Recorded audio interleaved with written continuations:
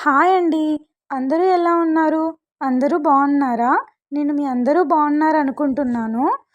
ఇది మన ఛానల్‌లో వచ్చే ఫస్ట్ లాంగ్ వీడియో అండి. నాకు చాలా స్పెషల్ కూడా ఈ వీడియో. ఎక్కడికెళ్తున్నాను, ట్రైన్‌లో ఉన్నాను అనుకుంటున్నారా? నేను హిందువులందరి ఫేవరెట్ ప్లేస్, లైఫ్‌లో ఒక్కసారైనా విజిట్ చేయాలి అనుకునే ప్లేస్‌కి వెళ్తున్నాను. ఒకసారి గెస్ చేయండి ఎక్కడికై ఉంటుందో? వారణాసి. నేను చాలా కాలంగా వారణాసి వెళ్ళాలనుకున్నానండి. కాకపోతే కుదరలేదు. ఫైనల్‌గా నేను వారణాసిలో ఉన్నాను. ఇది వారణాసిలో మేము స్టే చేసిన రూమ్ అండి. రూమ్ చాలా బాగుంది. స్పేషియస్‌గా కూడా ఉంది. ఈజీగా 6-7 మెంబర్స్ ఈజీగా ఈ రూమ్‌లో ఉండొచ్చనమాట. వాష్‌రూమ్స్ కూడా చాలా నీట్‌గా ఉన్నాయి. మేము ఫ్రెష్ అయిపోయి ఘాట్స్ చూడ్డానికి బయలుదేరామండి. ఇక్కడికొచ్చాక నాకు చాలా హ్యాపీగా అనిపిచ్చింది.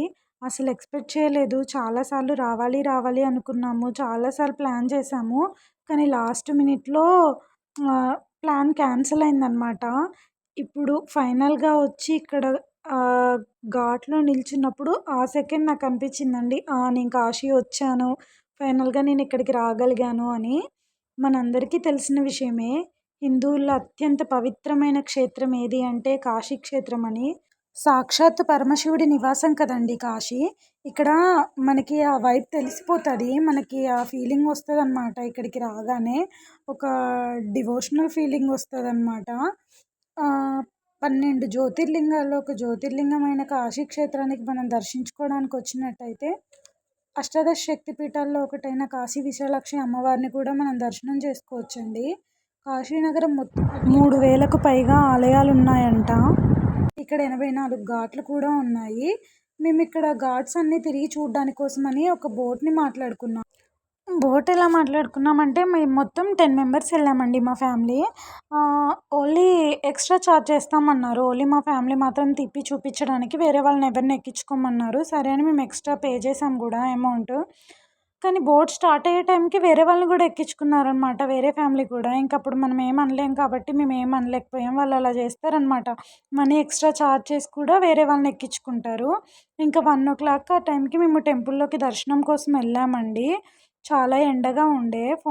లోపలికి ఫోన్ ఎలో లేదండి టెంపుల్‌లోకెళ్ళడానికి. బయట నుంచి నేను ఒక చిన్న వీడియో క్లిప్ తీసుకున్నాను టెంపుల్‌ది. లోపలికి ఫోన్స్ కానీ, కెమెరాస్ కానీ ఏం లేదు. అక్కడ చెకింగ్ చాలా స్ట్రిక్ట్‌గా జరుగుతుంది. ఎలాంటి గ్యాడ్జెట్స్ తీసుకెళ్ళడానికి లేదు. లోపలికెళ్ళాలంటే చాలా చోట్ల సెక్యూరిటీ వాళ్ళు మనని చెక్ చేసి మన దగ్గర ఏమన్నా ఫోన్స్ కానీ ఏదైనా ఉంటే లోపలికి ఎలో చేయట్లేదండి. ఫోన్స్ అన్నీ అక్కడ బయట లాకర్స్‌లో పెట్టేసుకోవాలి. ప్రైవేట్ లాకర్స్ ఉన్నాయి. కొన్ని ఫ్రీ లాకర్స్ కూడా ఉన్నాయి. ఎండ ఎలా ఉందంటే 1:00 ఆ టైంలో వెళ్ళడం వల్ల ఫుల్లుగా ఎండ కొట్టేస్తుంది. కింద కాళ్ళైతే అసలకి రెడ్‌గా అయిపోయాయి. అక్కడ ఒక మ్యాట్ ఏశారు. అయినా కూడా కాళ్ళు వేడికి చాలా మంటలొచ్చేసాయి. లోపలికెళ్ళలేదు. కానీ టెంపుల్ చుట్టూ లోపలనే కొన్ని చిన్న చిన్న టెంపుల్స్ ఉంటాయన్నమాట. అవన్నీ చూసుకుంటూ వెళ్ళాం. కనిపిస్తుంది కదా! టెంపుల్‌లో చాలా శివలింగాలుంటాయి. టెంపుల్ అనే కాదండి కాశీలో చాలా ప్లేస్‌లో మనకి చాలా శివలింగాలు కనిపిస్తూ ఉంటాయి. ప్రతి టెంపుల్‌లో శివలింగాలుంటాయి. ఇది టెంపుల్ లోపలనమాట. ఎదురుగా ఉండే శివలింగము. ఇంకా లోపలికి ఫోన్ ఏమి ఎలో లేదు కదా! బయట ఇక్కడ ఎల్ఈడీలో మనకి లోపల జరిగే పూజలు కనిపిస్తూ ఉంటాయి. ఎండ ఎంతగానం ఉందంటే మా వాళ్ళు ఉరుకుతున్నారనమాట కాళ్ళు కాలుతున్నాయని ఆ మంటకి. అక్కడి నుంచి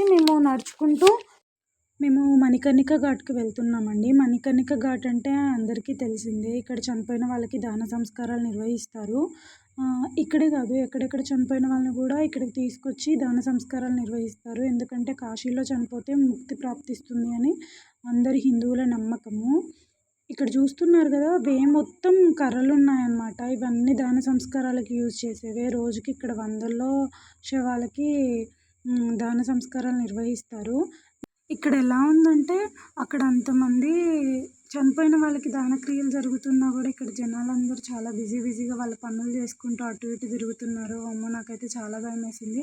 ఇంకా విషయం ఏంటంటే ఇక్కడ ఒక టీ స్టాల్ కనిపిస్తుంది కదా! ఇక్కడే కాదు చుట్టుపక్కల చాలా ఉన్నాయి. అక్కడ టీ అమ్ముతున్నారు, లస్సీ అదంతా అమ్ముతున్నారు. ఫుడ్ ఐటెమ్స్ అన్నీ ఉన్నాయన్నమాట. పక్కనే అలా శవాలు కాల్చుతున్నారు. ఇక్కడ తినేవాళ్ళు తింటున్నారు. నాకు కొంచెం వింతగా అనిపించింది అది. ఫస్ట్ టైం నేను ఇలా శవాలు కాలేది దగ్గర నుంచి చూడడం అనమాట. మరీ కిందికెళ్ళి చూడలేక అక్కడ పైన ఒక ప్లేస్ ఉంటే అక్కడికెళ్ళి వీడియో తీశాను. అక్కడ ఎవరో చనిపోయారు. వాళ్ళని అట్లా కాల్చేస్తున్నారు. సరిగ్గా కాలలేదని వాళ్ళు ఇలా కర్రలతో ఇలా పెట్టేసి పైకంటున్నారనమాట. ఆ ప్లేస్ మొత్తం ఎంత వేడిగా ఉందంటే అసలు పైన నిల్చొని నేను వీడియో తీస్తుంటే ఆ పొగలు వస్తున్నాయన్నమాట పై వరకు కూడా. చాలా అంటే చాలా వేడిగా ఉంది అసలు ఆ ప్లేస్ అంతా. వేడిగా ఉండడమే కాదు, అక్కడ స్మెల్ శవాలు కాలుతుంటే ఆ స్మెల్ కూడా పై వరకు వస్తుంది. అసలు ఎక్కువసేపు కూడా ఉండలేకపోయాము. ఒక 5 మినిట్స్ అట్లా ఉండడానికి కూడా చాలా ఇబ్బందిగా అనిపించింది నాకైతే. లైఫ్లో ఫస్ట్ టైం అనమాట ఇలా చనిపోయిన వాళ్ళని కాల్చడం దగ్గర నుంచి చూడడం. ఇదే ఫస్ట్ టైము. అక్కడ అయిపోయాక మేము ఇంకా అక్కడ లోకల్లో ఉన్న ఘాట్స్ అన్నీ తిరుగుతూ చూస్తూ ఉన్నాం అనమాట.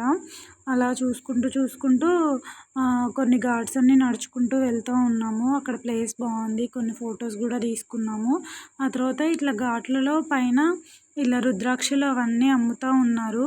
ఇవన్నీ చూసుకుంటూ స్లోగా నడుచుకుంటూ వెళ్ళాము. కాసేపు అక్కడ గంగా నది ఒడ్డున కూర్చొని కొంచెం ఫొటోస్ దిగి అలా చిల్ అయ్యాము. ఆ తర్వాత ఒక బోట్ మాట్లాడుకున్నాము గంగా హారతి చూడడం కోసమని. మేము మార్నింగ్ ఎక్కిన బోట్ ఉంది కదా, అతను చాలా ఫాస్ట్గా తిప్పాడనమాట. అన్నీ అంత చూసేంత టైం ఇవ్వలేదు. ఇప్పుడు ఎక్కిన బోట్ అతనైతే చాలా నిదానంగా తీసుకొని వెళ్ళాడు. మంచిగా ఎక్స్ప్లెయిన్ కూడా చేశాడనమాట. ఇక్కడిక్కడ ఈ ఘాట్ ఉంటుంది అది ఇది అనేసి చెప్పి మంచిగా ఎక్స్ప్లెయిన్ కూడా చేశాడు. మొత్తం తిప్పేసి గంగా హారతి టైంకి మమ్మల్ని తీసుకెళ్ళి అక్కడ పెట్టాడు. మంచి విషయం ఏంటంటే మా బోట్ ముందుంది. మాకు మంచిగా క్లియర్గా కనిపించింది గంగా హారతి. మంచిగా అనిపించింది నాకైతే. ఎప్పుడు ఇన్స్టాలో చూసిన ప్రతిసారి అనుకునేదాన్ని వెళ్ళాలి, కాశీ వెళ్ళాలి, అక్కడ గంగా హారతి చూడాలి అని. ఇంకా అక్కడ వెళ్ళి గంగా హారతి కోసమని వాళ్ళు ముందు అంతా ఏర్పాట్లు చేస్తున్నారు. 7:00కి స్టార్ట్ అవుతుంది అన్నారు. కాకపోతే అప్పటికి ఇంకా చీకటి అవ్వలేదు.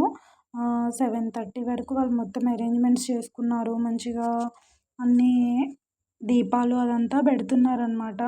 మంచిగా అనిపించింది అసలుకి. ఇంకా 7:30 అయ్యాక వాళ్ళు గంగా హారతి స్టార్ట్ చేయగానే అసలు ఎంత బాగా అనిపించిందంటే నేను ఆ ఫీలింగ్ని అసలు ఎక్స్ప్రెస్ కూడా చేయలేకపోతున్నా. అంత బాగా అనిపించింది. నేనైతే అసలు ఫొటోస్ తీయలేదు, వీడియోస్ తీయలేదు, ఏం తీయలేదు. నేను మా ఇంట్లో వాళ్ళకి ఇచ్చేసాను. నేను జస్ట్ అలా చూస్తూ ఉన్నా. ఎంతసేపు ఒక ఆల్మోస్ట్ 1.5 అవర్ మేము అక్కడే ఉన్నాము. అప్పటికి ఇంకా హారతి ఇస్తూనే ఉన్నారు.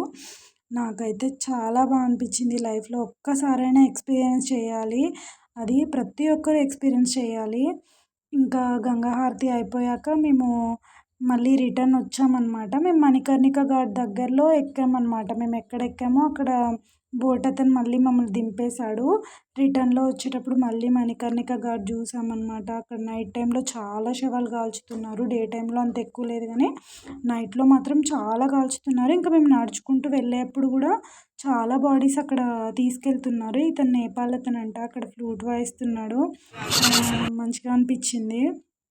ఇక్కడ ఇది రుద్రాక్ష అనమాట. మన ముందే వాళ్ళు పీల్ తీసేసి ఇట్లా హోల్ చేసి ఇస్తారు.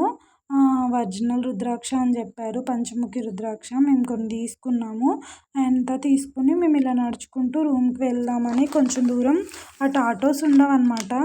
రిక్షాస్ మాత్రమే ఉంటాయి. అలా నడుచుకుంటూ వెళ్తున్నాము. ఆటోస్ లోపలికి ఎంట్రీ ఉండదు.